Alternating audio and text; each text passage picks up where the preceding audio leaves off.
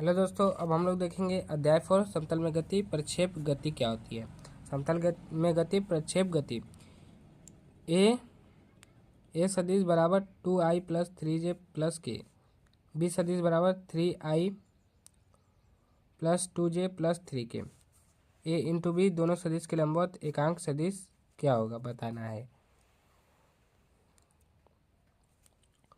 उत्तर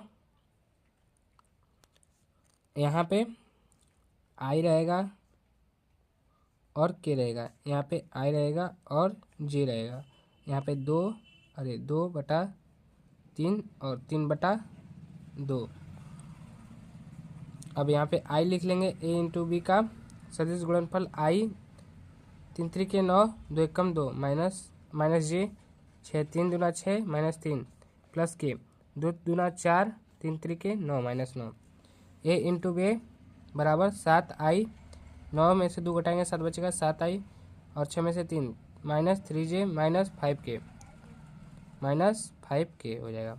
दोनों सदिशों के लंबवत एकांक सदिश एन कैप एकांक सदिश निकालना है ना अभी। अब एकांक सदिश निकालेंगे।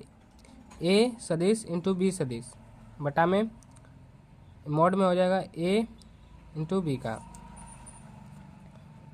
एन कैप निकालना है तो ऊपर जो आया था समीकरण ए सदिश इंटू बी का पूरा लिख देंगे यहाँ पे, और जो नंबर है यहाँ पे लिख देंगे और उसका स्क्वायर कर देंगे। एन कैप का 49 7 7 49 3 3 9 25। अब इसको जोड़ देंगे। इसको क्या कहते हैं? टाउ सदिश। N cap 7i -3j -5k। A under root में 83 आ जाएगा तो 7/83i -3, यहाँ पे माइनस है -3 अंडर रूट में 83j, यहाँ पे -5/83 अंडर रूट में बटा के और के। अब दूसरा क्वेश्चन देखते हैं। f बराबर 3i plus 5j plus 4k n, r बराबर 2i plus 3j plus 5k बराबर m। अब टाउ ज्ञात करना है। टाउ बराबर r इंटू एफ होता है। टाउ बराबर r इंटू एफ होता है। टाउ बराबर आई जे के। आई का मान दोनों लिख लेंगे, जे का मान लिख लेंगे, के का मान लिख देंगे और फिर जे और के में गुणा कर देंगे, तिरछा गुणा। 4 ताई बला गुण बराबर यहाँ पे आई बराबर आई लिख के 4 ताई 12 5 25 -25 माइनस जे और 4 दूना 8 और 3 5 15 -15 प्लस के कैप और 5 दूना 10 3 3 9 घटा देंगे। इतना करने के बाद यहाँ से 25 में से 12 घटेगा -13i और 15 में से 8 घटेगा 17j माइनस, यहाँ पे माइनस बचेगा -7 और यह माइनस प्लस हो जाएगा और 10 में से 9 घटेगा प्लस के।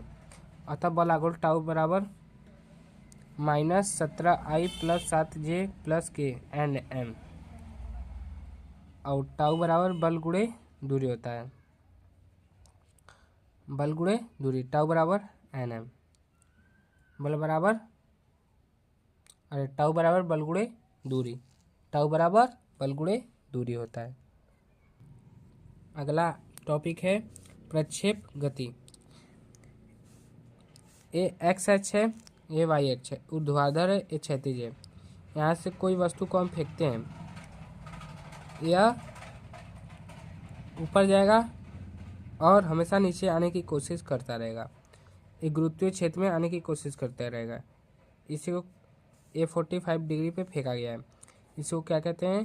प्रक्षेप प्रास। ये जो क्षैतिज रेखा, इसको क्या कहेंगे? प्रक्षेप प्रास। और जब कोई वस्तु क्षैतिज से कुछ कोण बनाकर ऊपर फेंकी जाती है तथा वस्तु का पथ प्रवलाकार हो जाता है तो वस्तु की इस गति को प्रक्षेप गति कहते हैं। जब कोई वस्तु क्षैतिज से कुछ कोण बनाकर, यानी कि क्षैतिज से यहाँ से कुछ कोण बनाकर फेंका जाता है तो या फेंकी जाती है तो तथा वस्तु का पथ परवलयाकार हो, परवलय मतलब अर्धवृत्ताकार हो तो हो जाता है तो वस्तु की इस गति को प्रक्षेप गति कहते हैं। प्रक्षेप गति करने वाली वस्तु को प्रक्षेप कहते हैं। प्रक्षेप गति करने वाली वस्तु को प्रक्षेप कहते हैं। प्रक्षेप गति के दौरान वस्तु या पिंड द्वारा तय किए गए प्रक्षेप पथ कहते हैं। प्रक्षेप गति के दौरान वस्तु या पिंड द्वारा तय किए गए पथ प्रक्षेप पथ कहते हैं। उदाहरण, हवाई जहाज से गिराए गए बम की गति। उदाहरण, हवाई जहाज से गिराए गए बम की गति। दूसरा, भाला फेंक में भाले की गति। भाला फेंक में भाले की गति। तीसरा, तोप से छूटे गोले की गति। कौन कौन से उदाहरण? हवाई जहाज से गिराए गए बम की गति। दूसरा, भाला फेंक में भाले की गति। तीसरा, तोप में से छूटे गोले की गति। ये सब क्या है? प्रक्षेप गति के उदाहरण है। और दो उदाहरण देख लीजिए। बल्ले से लगी गेंद की गति क्या है? प्रबलाकार होती है। बल्ले जो बैट बॉल खेला जाता है, उससे जो बैट से मारा गया किसी गेंद को, तो उस गति कैसी रहती है? प्रबलाकार। किसी व्यक्ति द्वारा गेंद फेंकना, ये भी प्रक्षेप गति है। और यहाँ पे एक MCQ है। अधिकतम प्रयास के लिए किसी कण का प्रक्षेपण कोण होना चाहिए। अधिकतम प्रयास के लिए किसी कण का प्रक्षेपण कोण होना चाहिए। कितना होना चाहिए? 36 से 0 कोण पर, 36 से 60 कोण पर, 36 से 30 कोण पर, 36 से 45 कोण पर, 36 से 45 कोण पर। किसी भी वस्तु को अगर 45 डिग्री पे फेंका जाता है तो वो बहुत ही तेज जाती है और ज़्यादा दूरी तय करती है।